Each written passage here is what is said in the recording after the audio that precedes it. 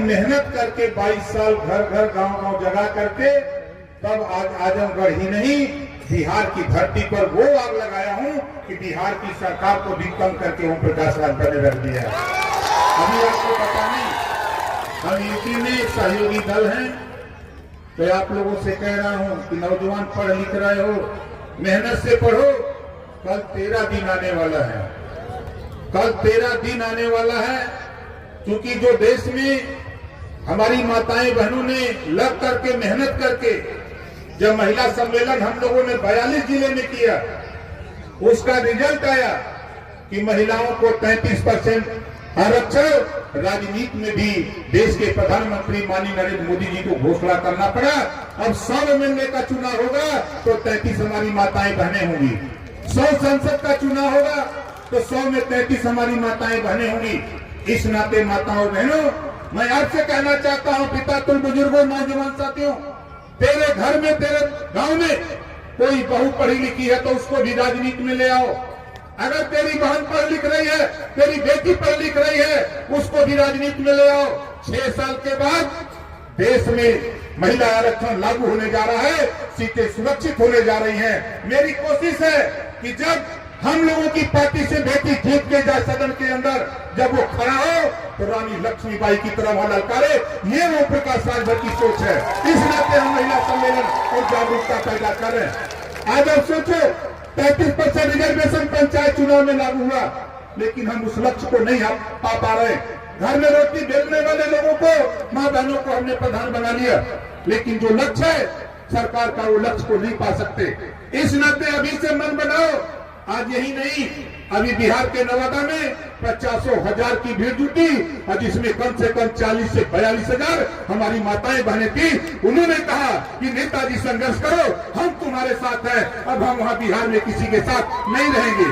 अभी हमने 5 दिन पहले आपके अरवल औरंगाबाद, जो नक्सलाइट बेल्ट कहा जाता है, जब मैंने कहा कि अरवल में मीटिंग करनी है, तो हमसे पत्रकार भाइयों ने, जो हमारे साथी हैं, हमारे तमाम नेताओं ने मुझसे कहा कि आप वहां जा रहे हो जहां आग सुलगती है।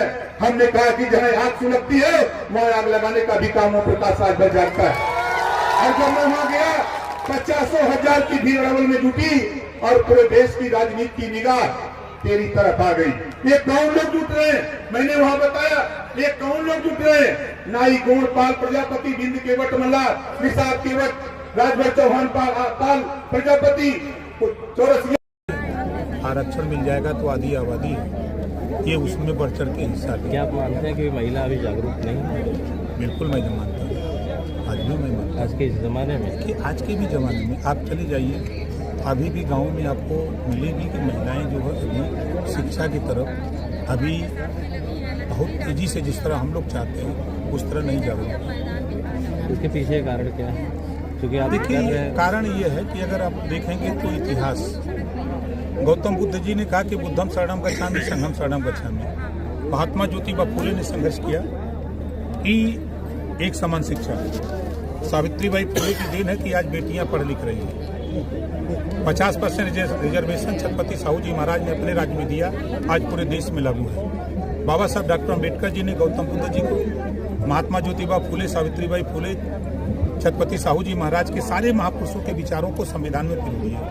बाबा साहब डॉक्टर अम्बेडकर जी के संविधान के बदौलत आज हम लोग लड़ाई लड़ रहे हैं। माननीय कांशीराम जी आए, प्रदेश में जो वंचित, शोषित, पिछड़ा, दलित, अल्पसंख्यक था, सबको जगाया।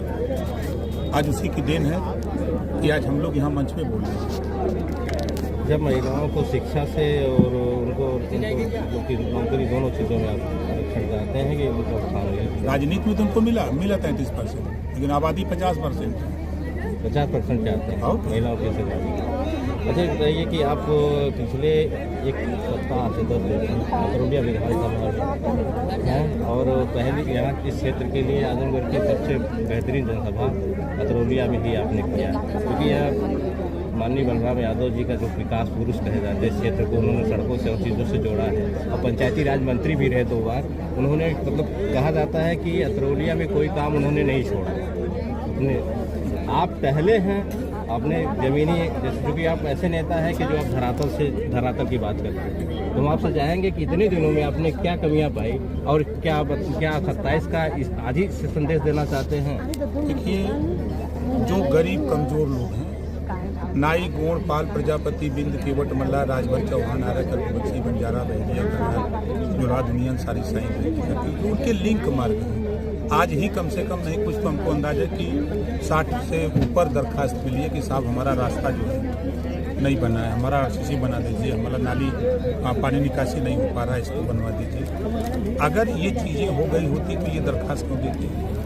आज अगर अतरौलिया की बात करें तो कई गो दरोगा अतरौलिया से हैं निसार, बिंद, केवट, मल्ला, राजभर, चौहान, प्रजापति, मौर्य, नाई, गोड़, कुम्हार, लोहार, कई गो हैं।